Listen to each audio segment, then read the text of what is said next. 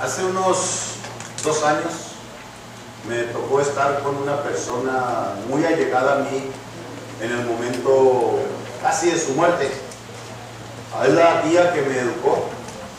Viajé 2 veces en 15 días hasta Hermosillo porque ella estaba muy grave.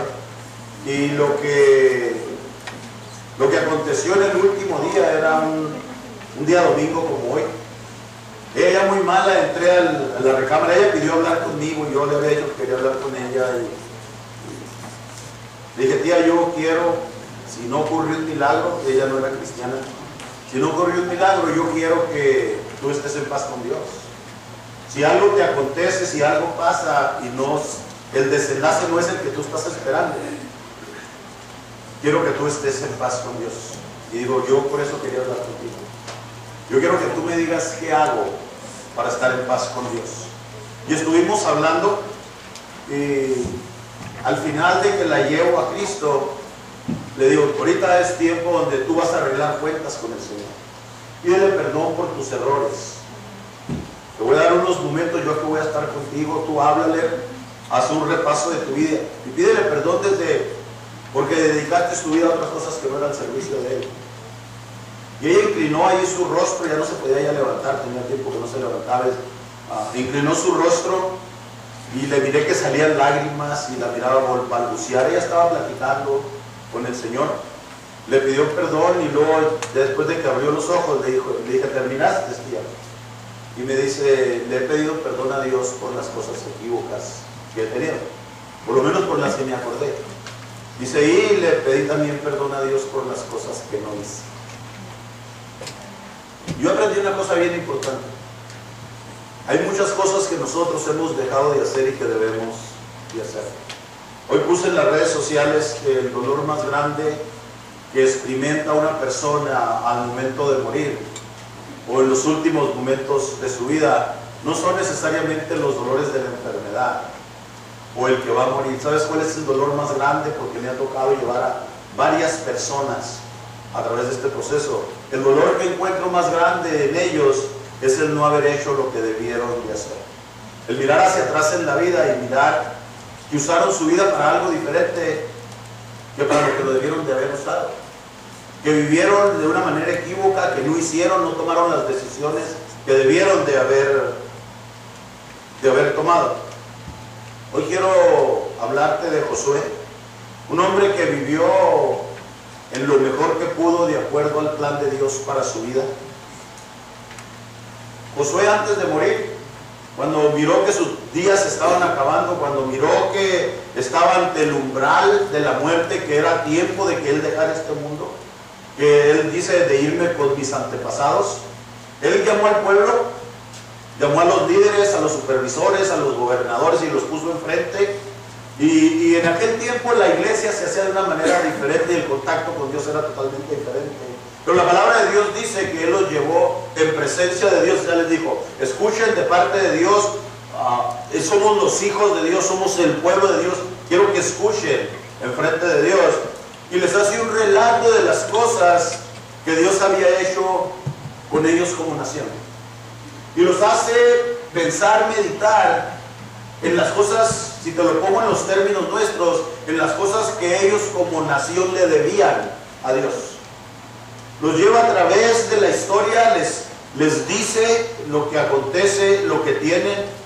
Y luego en el verso 15, Josué capítulo 24, verso 15, dice, si mal os parece servir a Jehová, si les parece duro, si les parece difícil, si no quieren servir a Jehová. Yo ya les expliqué, yo ya les dije todas las cosas que nosotros le debemos al Señor.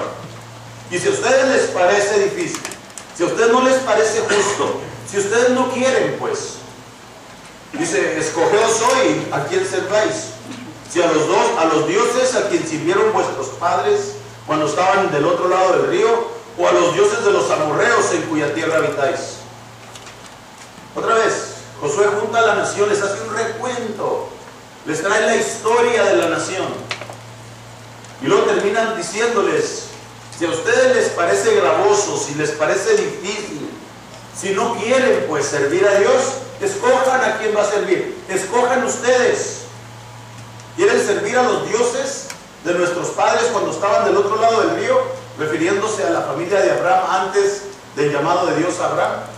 ¿O quieren servir a los dioses de los amorreos, los pueblos que estaban alrededor de ellos? Ustedes escojan, les dice. Lo voy a poner de la cosecha de aquí de Jeremías. Dice, pero a mí no me importa a quiénes escojan ustedes, a mí me importa a quién voy a escoger yo y mi casa, porque mi casa y yo serviremos a Jehová. No importa lo que ustedes quieran hacer, es nada que yo pueda hacer para que ustedes sirvan. Y viene esa declaración que ha traspasado la historia. Dios quiso que Dios sabía que tú ibas a escuchar hoy, yo sé que la sabes de memoria.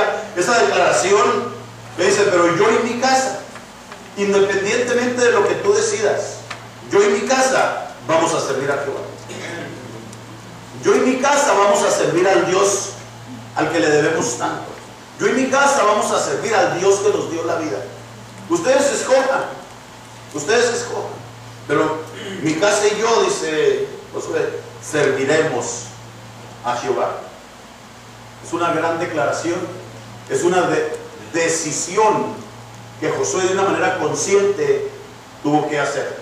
Yo quiero llevarte a través de la plática de hoy a que también tú mires, o que todos nosotros miremos y tomemos una decisión, quizás más allá de lo que hemos decidido hasta el día de hoy. Porque vivimos en un mundo donde el cristianismo es de medias aguas. Vivimos en un mundo, en una sociedad donde el cristianismo aquí dentro del recinto es muy espiritual, pero cuando salen fuera, el 90% de los cristianos ni saben en sus trabajos que son cristianos. Vivimos un cristianismo donde no hay compromiso, no hay entrega. ¿Por qué te digo esto? Las iglesias son sostenidas únicamente entre el 10 y el 14% de su membresía sostienen a todos los demás. ¿Por qué? Porque no hay compromiso, porque no se ha hecho la decisión de a quién servimos. Josué dijo, ustedes escojan, ¿quieren servir a los dioses de sus antepasados? Los que estaban del otro lado del río, sírvanlos. ¿Quieren servir a los dioses de los que están a nuestro alrededor? Allá ustedes. Yo tengo una cosa clara, les dijo Josué. Mi casa y yo vamos a servir al Señor. Y yo quisiera que este día le he pedido a Dios que hable profundo dentro de ti y que puedas hacer las decisiones pertinentes para ti y para tu familia. ¿Cómo pudo Josué, un hombre al que Dios usó para llenar los zapatos de Moisés? No, fue un trabajo súper difícil. Encontrar a una persona que entrara en los zapatos de Moisés, el gran líder del pueblo de Israel, el hombre que fue a Egipto y sin guerra lo sacó de Egipto con la alianza y el poder de Dios. Josué llenó esos zapatos e hizo lo que Moisés no hizo. Llevó al pueblo de Dios a tomar posesión de la tierra que Dios le había prometido a Abraham y a su descendencia. ¿Qué sabía este hombre? ¿Qué había en este hombre que pudo hacer una declaración tan drástica? Una decisión que sobrepasa cualquier cosa. Mi casa y yo serviremos a Jehová. Entra un poquito en la declaración. No dijo, pues yo voy a servir al Señor, yo no sé mi casa. Dijo, mi casa y yo serviremos a Jehová. Punto. Ustedes, los de afuera de mi casa, sirvan a quien quieran, pero mi casa y yo vamos a servir a Jehová. Me lo voy a parafrasear. En mi casa vamos a honrar a Dios con lo que tenemos, con lo que hacemos y como vivimos.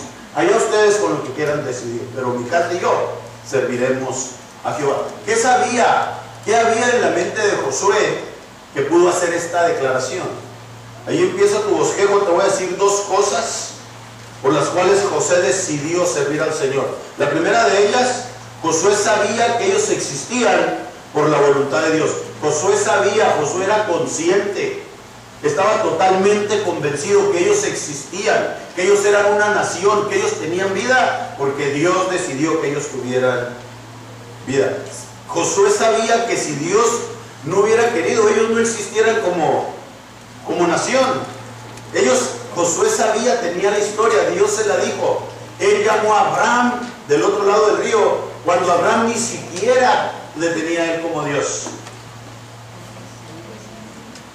Dice Josué capítulo 24, verso 2. Dice: Josué dijo a todo el pueblo, parte de lo que Josué le estuvo diciendo al pueblo: así dice Jehová, el Dios de Israel: vuestros padres habitaron antiguamente al otro lado del río, esto es, Taré, padre de Abraham y Nacor, y servían a dioses extraños. Déjatelo parafraseo. Dios le dijo a Josué, y Josué le dijo a la nación, dijo: vuestros antepasados vivían del otro lado del río. Y Josué sabía la vida de Abraham. Abraham era un hacedor de ídolos. Toda su familia se dedicaba a hacer ídolos. Yo no sé cuánto les ha tocado mirar en Tijuana, en Mexicali, en las fronteras, cómo venden los Pokémons y tiene una cantidad de monos que hacen de barro, de diferentes clases. El trabajo de Abraham y su familia era hacer estos tallados en madera de diferentes materiales, y luego los vendían como dioses. Y ya que ellos los coloreaban y los vendían como dioses, alguien los agarraba, los ponía en un altar. Era como la familia de ellos se mantenía. Dios llama a Abraham de una familia que viene cargada de maldiciones generacionales. Hoy en nuestro tiempo se habla mucho de las maldiciones generacionales. La maldición generacional es esa herencia negativa que los padres heredan a los hijos. Yo no como cebolla porque mi padre dijo que la cebolla no se comía. En mi casa nunca comieron cebolla. Ahora sé que la cebolla tiene ciertos suplementos alimenticios que me hacen falta, y le hago la lucha y no puedo. Ese es algo que heredé de mis padres. Algunos de ustedes heredaron la religión. Yo le doy gracias a Dios porque heredé mi fe de mi padre. Pero algunos de ustedes heredaron la religión, vocabulario, actos. De nuestros padres heredamos cómo debe ser nuestro matrimonio, porque tú fuiste a una escuela desde que naciste, miraste el matrimonio de tus padres y creciste pensando que el matrimonio se debería de ser así. Y si vienes de un matrimonio donde papá tronaba un dedo y mamá callaba, tú vas a querer tener un matrimonio como ese. El asunto es que te vas a casar con una de acá del otro lado del charco y te van a tronar los dos dedos y no te van a querer dejar. Se llaman maldiciones generacionales y llevan a la persona a sufrir y a un mal final eterno. Abraham venía de una familia llena de maldiciones generacionales, pero Dios intervino. Dios intervino a pesar de que no era su Dios. Servían a otros dioses. Dios dijo: yo voy a hacer una nación. Es más, Abraham tenía una mujer que era estéril. Josué sabía exactamente, por eso pudo decidir lo que le debían a Dios.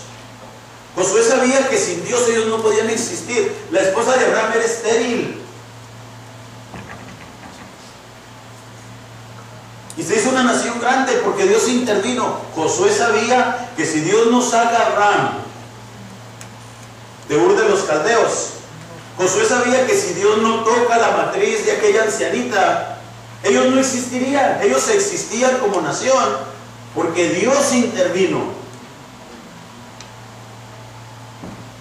Es extraño cómo nosotros podemos saber tantas cosas de Dios y decidimos quizás no servirle. Josué sabía que ellos estaban vivos, eran un pueblo, una nación, una familia, porque Dios había intervenido. Y viene ahí una pregunta en tu bosquejo: ¿y nosotros? ¿Sabrás tú? Nosotros también lo sabemos. Nosotros también sabemos que sin la intervención de Dios nosotros no existiríamos. Existimos, tú existes por la voluntad de Dios. Dios te planeó. ¿Cómo lo podemos saber? La Biblia nos lo dice. La Biblia nos enseña que en el principio creó Dios los cielos y la tierra. Dios creó todo lo que existe. Ahí en el primer capítulo de Génesis y en el segundo capítulo de Génesis, la palabra de Dios nos dice que Dios creó todo lo que existe. Quiero que aprendas esto. Dios no nos dice cómo lo creó, nos dice que Él lo creó. Existimos, todo existe porque Dios lo creó. Dice: en el principio creó Dios los cielos y la tierra. Punto. Nos deja saber que el creador de todo es Dios. La Biblia nos lo enseña. Colosenses capítulo 1 verso 16 dice: porque por medio de Él, hablando de Jesucristo, dice: porque por medio de Él fueron creadas todas las cosas en el cielo y en la tierra, visibles e invisibles, sean tronos, poderes, principados o autoridades, todo ha sido creado por medio de Él.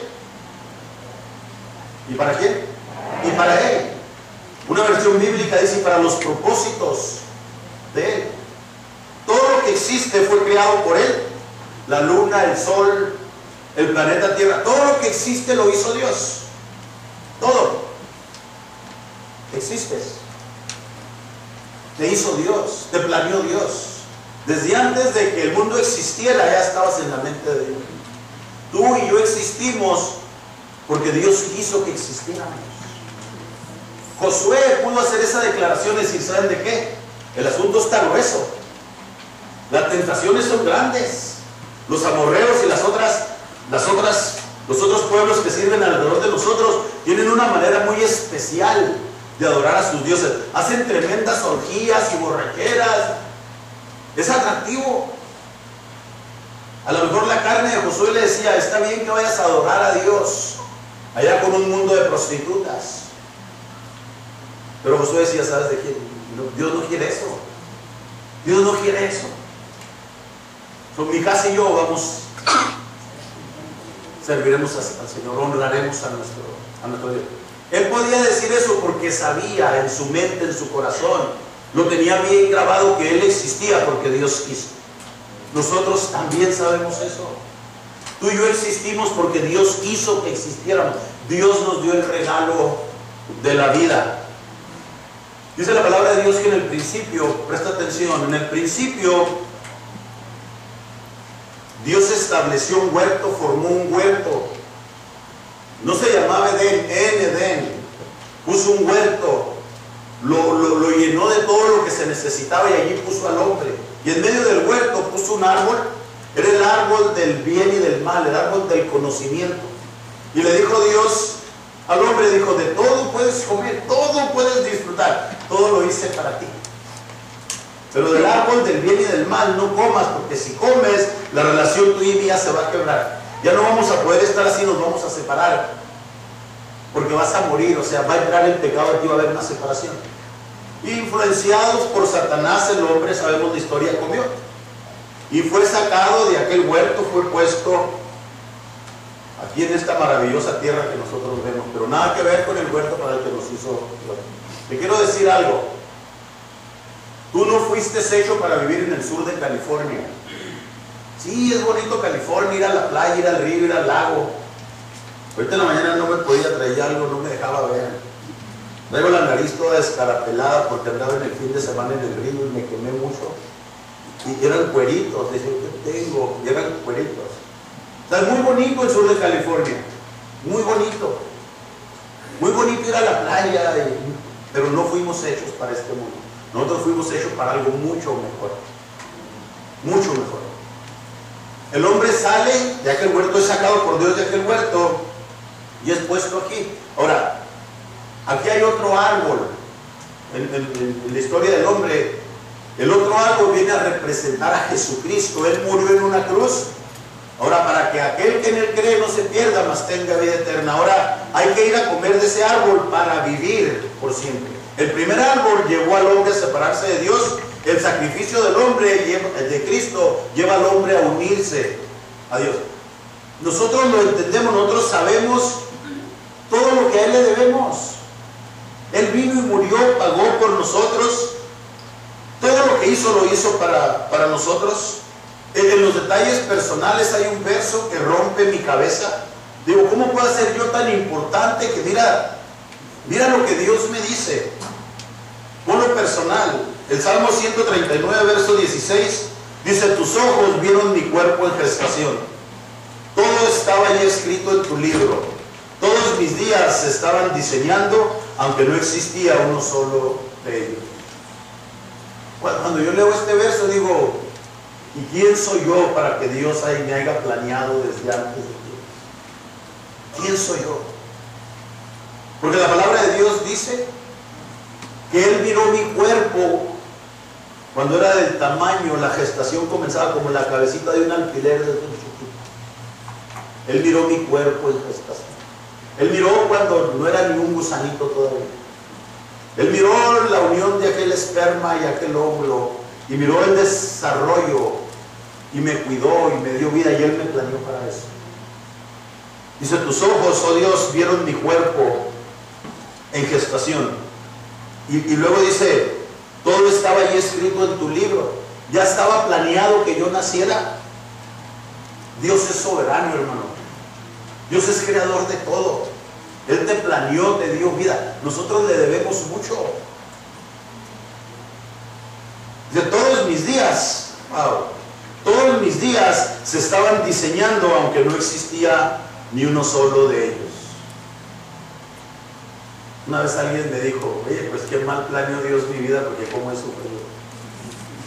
No, Dios no planeó que tú sufrieras. Son las decisiones del hombre que nos llevan a entrar en los problemas de la vida. El plan de Dios para ti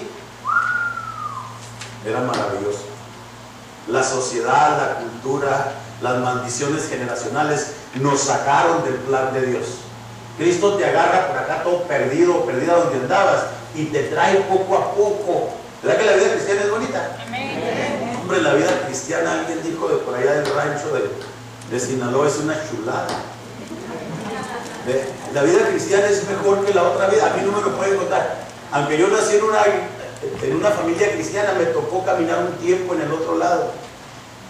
El placer del cuerpo es una cosa, y la plenitud de vida en Cristo es 1000 veces mejor que el placer en mi cuerpo.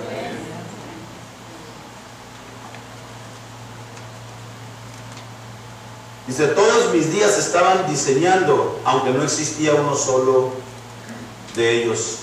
Él escribió, le dio forma a mi vida. Hermano, nosotros existimos porque el Señor nos planeó. ¿Podemos entender eso? A lo mejor no queremos, muchos quizás no quieren entender eso, pero el que podemos entenderlo, lo entendemos. Nadie de los que estamos aquí somos un accidente de la naturaleza. Dios nos hizo, Dios nos planeó. La otra cosa que Josué sabía, por eso pudo decir esta declaración: ustedes vean lo que van a servir, pero en mi casa íbamos a servir al Señor. Josué sabía lo que Dios les había dado. Josué sabía, lo entendía, él estaba totalmente seguro de las cosas que Dios les había dado. Cuando Josué se hizo cargo de la nación, andaban en el desierto, estaban en la frontera para entrar a la tierra prometida. Tenían 40 años comiendo maná. Todos los días, de domingo a viernes, les llovía maná. Una harina blanquina que les caía del cielo. Ellos lo juntaban, lo cocinaban. El viernes juntaban doble porción, porque el sábado no se trabajaba. 40 años. Yo cuando llegué aquí a los Estados Unidos me enamoré de las hamburguesas. Y comí hamburguesas como por 3 meses seguidos. Y luego las dejé como por 3 años. Porque ya me tenían enfadado. Esta gente duró 40 años comiendo maná en el desierto. Una parvada, una manada, un pueblo de hijos de esclavos, porque todos los papás se fueron muriendo en el camino. Qué guerreros, qué nada. Josué los estaba trayendo, y Josué sabía lo que Dios les dio, porque Dios los metió a tomar ciudades, tierras, huertas, comer de lo que ellos no hicieron. Dice Josué 24, el verso 13, dice: os di la tierra por la cual no trabajasteis. O sea, la tierra en la que estás viviendo, no trabajaste. Yo creo que fueron los primeros paracaidistas del mundo estos. La tierra que ustedes tienen, ustedes no les costó. Yo se las di. Están en una tierra por la que ustedes no pagaron nada. Es un regalo de mi parte. Dice: y las ciudades que no edificaste, nomás llegaste y te metiste a la casa que más te gustó porque yo te la di. Imagínate nomás que ahorita dijera el Señor: a ver, iglesia, déjenme te empaque porque nos vamos a ocupar Beverly Hills. Y ahora le agarra la casa que quieras. Pues eso hizo Dios. Los trajo de vivir en el desierto, los metió a la tierra prometida, les dio la tierra, se la repartieron, agarraron las ciudades. Ellos no las habían hecho, no les costó nada, ellos no juntaron piedra, no pegaron nada. Ellos agarraron las ciudades ya hechas para vivir. No, es que Josué sabía lo que le debían a Dice: y coméis de las viñas y olivares que no plantaste. Ellos ya agarraron las huertas, los files, ya produciendo. No, Josué sabía exactamente cuánto le debían a Dios, cuánto Dios les había dado. Por eso es que Josué, al analizar, dice: no, oye, es grande la deuda que tenemos con el Señor. Mira todo lo que nos ha dado. Pues yo no sé ustedes qué quieran hacer, pero mi casa y yo vamos a servir a Jehová. Todo era un regalo de nuestro Dios. Pero viene la pregunta: ¿y nosotros hemos llegado a comprender lo que Dios nos ha dado? ¿De veras tú y yo hemos podido comprender, entender, visualizar lo que Dios nos ha dado? Nosotros también lo sabemos. Ahí en tu bosquejo, nosotros también lo sabemos. Tú sabes. ¿A qué tienda fuiste a comprar la vida? No, Dios te la dio. ¿A qué tienda fuiste a comprar tus hijos? Dios te los dio. Todo lo que tenemos se lo debemos a nuestro Dios. Te lo voy a decir con una pura escritura. Primera de Juan, capítulo 4, verso 19. Dice: nosotros amamos a Dios porque Él nos amó primero. Nosotros amamos a Dios porque Él nos amó primero. ¿Pero qué dice la palabra de Dios? A Francisco dice que nosotros amamos a Dios porque Él nos amó primero. Sí, yo sé que así se lee, pero ¿qué dice? ¿Qué es amar a Dios? ¿Y qué es que Dios nos amó primero? ¿Qué es amor?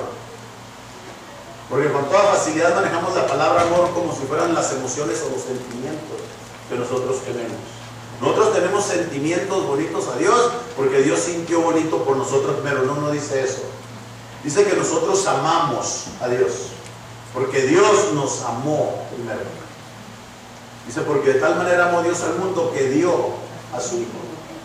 Dios nos dio, nos bendijo, nos ha proveído, nos ha cuidado, nos ha soportado. Ahorita mientras cantábamos en la adoración, en el tiempo de adoración, ¿tu fidelidad es grande? En mi mente, y al estarle diciendo, yo le decía: Señor, su fidelidad es grande. Porque a pesar de nuestros tropiezos, nuestras caídas, nuestros pensamientos, nuestros desfalcos emocionales, Dios se mantiene ahí con la mano extendida para ayudarnos a nosotros. La fidelidad de Dios es grande y su misericordia ni siquiera la alcanzamos a cumplir. Nosotros amamos a Dios porque Él nos amó primero. Deja primero te digo dónde miramos el amor de Dios. ¿Cómo es que Dios nos amó? Primero, amar es dar. Le voy a decir 3 cosas que Dios nos ha dado. Estos no están en tu bosquejo. La primera cosa que Dios te dio, o que Dios te ofrece, o que Dios te da, es el perdón. Qué importante es el perdón y entender que Dios nos ha perdonado. Dios te ha dado el perdón. ¿Sabes qué es el perdón? Es decirte: yo no voy a buscar revancha en tus tropiezos, en tus faltas. Por tus malos pensamientos, tus malas acciones, yo no te los voy a cobrar. Yo decido ponerlos de lado, y es más, la capacidad de Dios para perdonar, Él lo olvida. Oye, que alguien nos perdone. Imagínate por un momento, nomás piensa por un momento, los que son dueños de casa, que ahorita llegaras a tu casa y encontraras una carta pegada en la puerta que dijera: la asociación de la Cámara de Comercio de la ciudad de Hemet ha tomado la decisión de ser una bendición para usted y le hemos pagado el mortgage de su casa. Ibas a brincar de gusto. O imagínate que dijera: la tarjeta más grande de crédito que usted tiene llena, hemos tomado la decisión de pagársela. O sea, la deuda que tienes ha sido pagada, ya no tienes que pagarle. O sea, Dios decidió perdonar nuestras faltas. Antes de ascender al cielo, nuestro Señor dijo: así está escrito y así fue necesario que el Cristo padeciera y resucitara al tercer día y se predicara en su nombre el arrepentimiento y el perdón de pecados. En el nombre de Jesús nosotros predicamos que hay perdón de las faltas, de los pecados, de las desviaciones de nosotros los seres humanos. El perdón es sumamente importante. El entender que hemos sido perdonados es una cosa sumamente importante. Yo no sé cuántos de ustedes les ha tocado ir a corte, pero cuando uno va a corte, a uno lo pasan ahí enfrente con el juez y está toda la audiencia acá viendo lo que hiciste. Si no te preguntan, ¿eres culpable o eres inocente? Y si ya va avanzado el proceso y tú dices, soy inocente, viene el fiscal, el acusador. Y dice, señor juez, aquí tengo las fotos.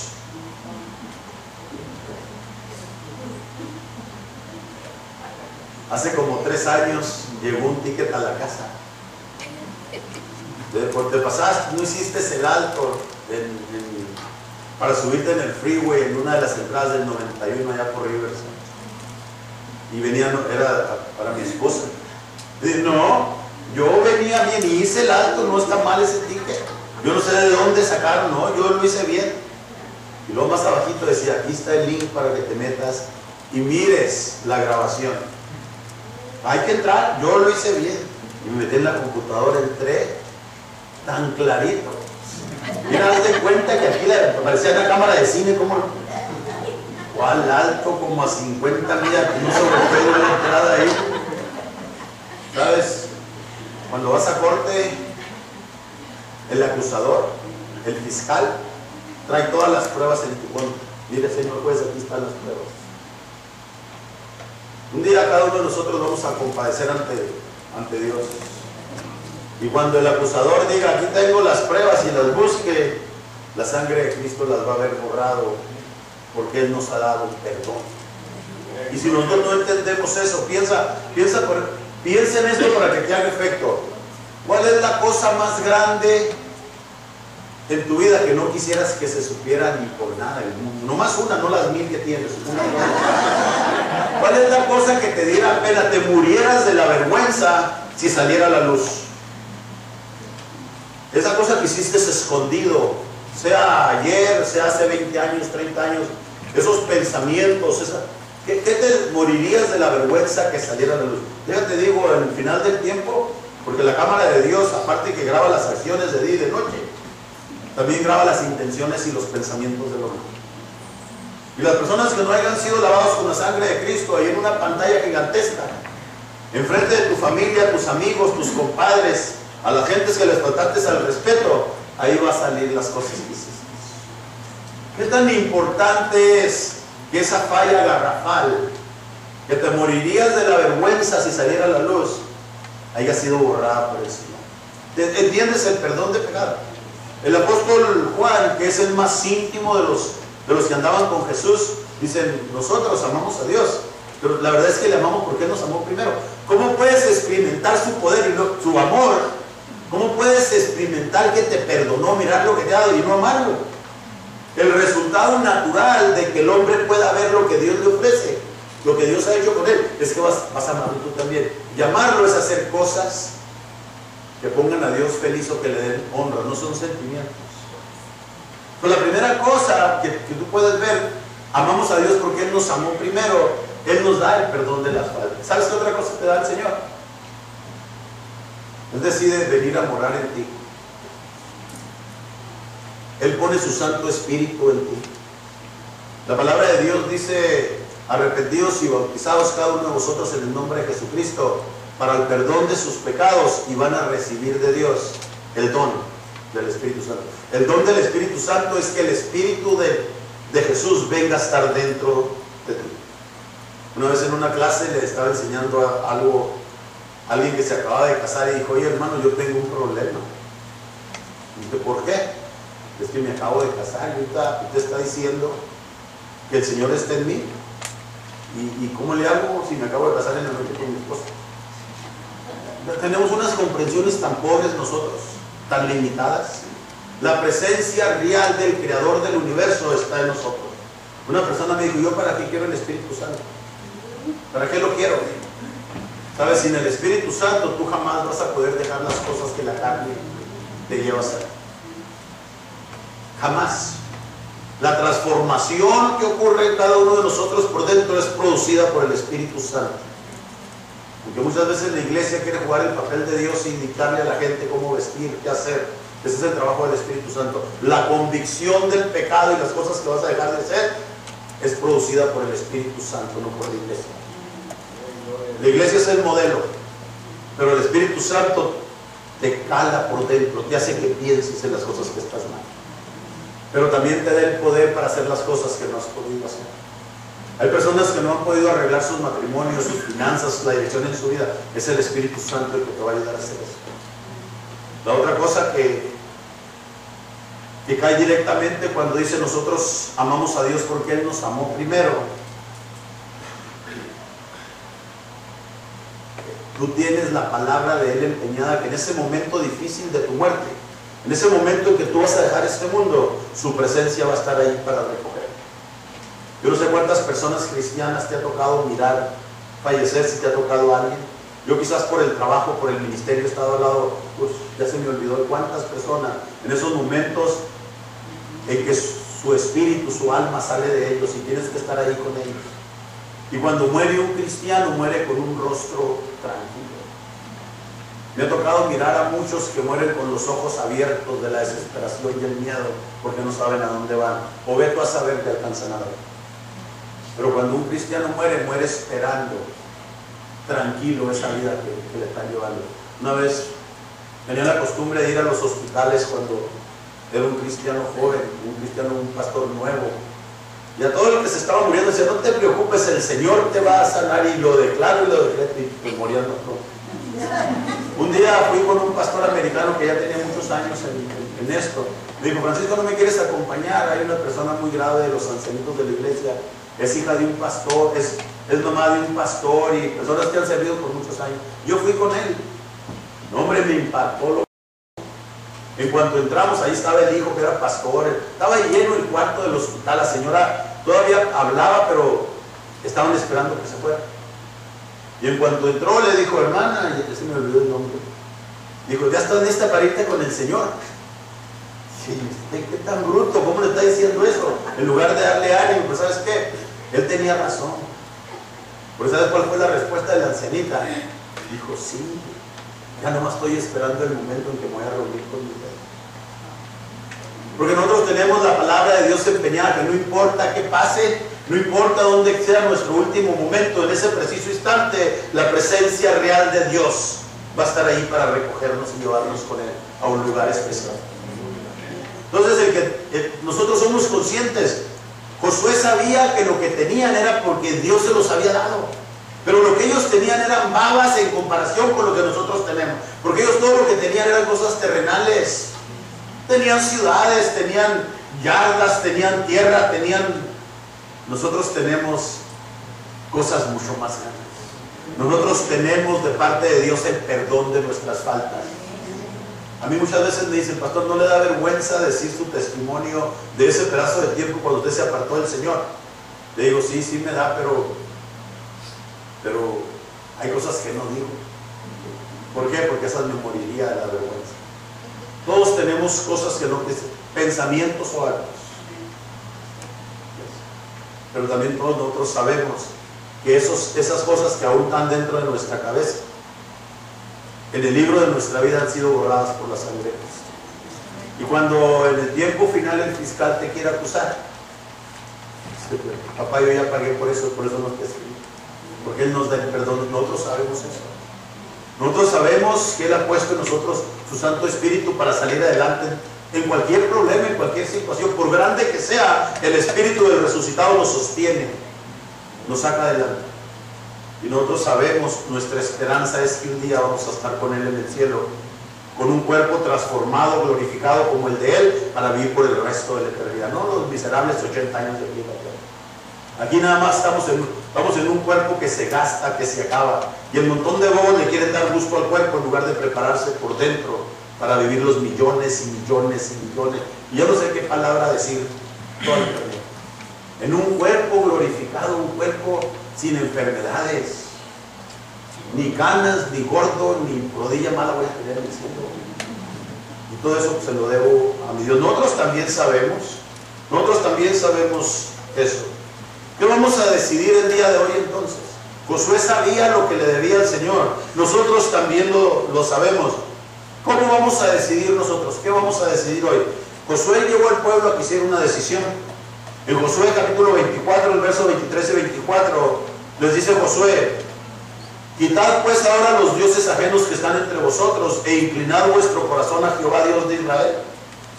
Quiten los dioses ajenos que están entre vosotros, e inclinen su corazón hacia Jehová, el Dios de Israel. ¿Qué son dioses ajenos? ¿A qué se está refiriendo Josué? No tendrás dioses ajenos delante de mí, dice uno de los mandamientos. Un Dios es todo aquello que toma el lugar de Dios en tu vida. Con mucha facilidad mi casa, mi trabajo, mi carro, las diversiones pueden convertirse en un Dios para mí. Cuando desplazo al Dios creador del primer lugar en mi vida. Para muchas personas su Dios es el dinero. Para otras personas su figura. Para otras personas su trabajo. Todo lo que desplace a Dios del primer lugar de tu vida es un Dios. No nos queramos quedar nosotros con que son figurillas de oro, de barro, de plata. No. Todo lo que desplace a Dios, eso es el mandamiento. No tendrás dioses ajenos delante de mí. Yo voy a ser el que ocupe el primer lugar, porque el Dios nuestro no ocupa segundos lugares. Eso les dijo Josué. Quitad pues ahora los dioses ajenos que están entre vosotros, e inclinad vuestro corazón a Jehová Dios de Israel. Inclinen su corazón. ¿Qué es inclinar tu corazón? Quita todas las cosas que han desplazado a Dios. Así te gusten mucho, quítalas. Pon a Dios en primer lugar. Dice, inclina tu corazón, o sea, comienza a hacerlo. Comienza, a lo mejor lo vas a hacer llorando. A lo mejor vas a llorar. A veces me gusta mucho esto. Ponlo en segundo lugar. Dijo un niño, estaba llorando con mis hijos. Dijo, ¿qué tiene? Decían Jiruque. ¿Qué tiene Jiruque? Pues no nos quiere decir, papá, está llore y llore. Pues no muevo el carro hasta que no me digan qué le hicieron a ese niño. Y empezaron todos a maltratarlo y decirle, di qué tiene, porque se nos va a hacer tarde para la película.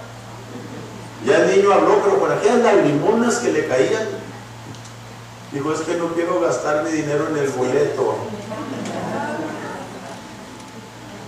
Muchas veces nosotros no queremos dejar las cosas que estorban porque nos dan placer. Mira, aunque estés llorando, suéltalas por el viento y el viento de tu familia. ¿Sabes qué respondió el pueblo? El pueblo respondió a Josué, a Jehová nuestro Dios serviremos y a su voz obedeceremos. Y yo me pregunto el día de hoy, ¿podremos nosotros decir lo mismo? Después de mirar lo que tenemos por Dios, lo que Dios nos ofrece, ¿podremos nosotros decir lo mismo? ¿Podremos nosotros en este tiempo decir, a nuestro Señor Jesucristo serviremos y solo a Él obedeceremos? ¿Negaremos nuestra carne, negaremos nuestras cosas para honrar a nuestro Dios? Hay una cosa que no deja al hombre de hoy hacerlo, y es el sentimiento de culto. Por errores del pasado, muchas personas están puestas así como que es que a mí no me va a recibir Dios. Yo voy a batallar. Déjate, platico una historia y termino con esto. Un día, mientras Jesús enseñaba, le trajeron a una mujer y le dijeron, esta mujer ha sido tomada en el acto mismo del adulterio. La acabamos de encontrar. Aquí te la traemos, mira, la traían agarrada del pelo, arrastrando por media calle. La mujer sabía que ese día ella iba a morir apedreada. No había silla eléctrica, ni cámara de gas, ni fusilamiento en ese tiempo. La muerte para una persona que deshonraba a Dios era matan a pedradas. Era cruel la muerte de pedradas. Se la trajeron a Jesús, la aventaron en media calle, la mujer tapada la cara, desgreñada, golpeada, emocionalmente deshecha. Sabía que ese eran sus últimos momentos. Pero se la trajeron a Jesús y le dijeron, maestro, esta mujer la hemos agarrado en el acto mismo del adulterio y la ley dice que la matemos a pedradas. ¿Tú qué dices? Algunos de ustedes, Satanás, su conciencia, y a lo mejor una que otra persona saben las transgresiones que han hecho. A lo mejor también en nuestra vida hay muchos delitos que nos hacen ser reos de muerte, y esas cosas no dejan que muchas personas se embonen con Cristo. Como Jesús no contestaba, le insistieron, y Jesús dijo aquella frase famosa, el que esté libre de pecado, tírele la primera piedra. Si hay alguien entre esta multitud que ha traído esta mujer, si hay alguien entre los espectadores, si hay alguien entre los que van a participar en la muerte de esta mujer, por el delito que hizo, porque hizo un delito, pero que no tenga pecado, sea el que le tire la primera piedra. Y al mirarse cada uno de ellos por dentro, nomás se oía el caer de las piedras en la calle. Y cuando Jesús levantó los ojos, no quedaba ni uno solo de ellos. Jesús le habla a aquella mujer que ni la vista quiere levantar, está esperando la primera pedrada, posiblemente se está tapando la nuca y la cara. Le dije, mujer, le dice, ¿dónde están los que te acusaban? Y aquella mujer, yo creo que abre un ojo, busca pies, levanta la cara, ojos rojos, empañados por el llanto, el miedo, el sufrimiento, por el error cometido. Dice, Señor, no están.